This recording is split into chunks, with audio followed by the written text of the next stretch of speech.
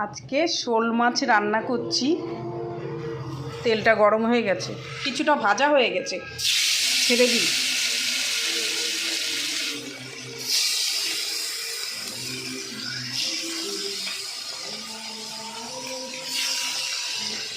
দেখো শোল মাছের ডিম হয়েছে কতখানি, অনেকটা বড় হয়ে গেছে ডিমটা। ওলকপি দিয়ে আলু দিয়ে শোল মাছ দিয়ে রান্না করব। আর এই যে আদা জিরে বেটে রেখেছি, কাঁচা লঙ্কা, কুমড়ো আর পটল হলুদ নুন মেখে রেখেছি, ওটা ভাজবো। ভাজা আর এই মাছের ঝোল আজকে। আর কালকের ডাল রয়েছে, ওটা গরম করব, ব্যাস।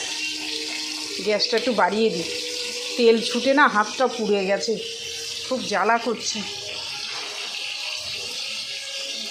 আজকে এই অবধি রান্না।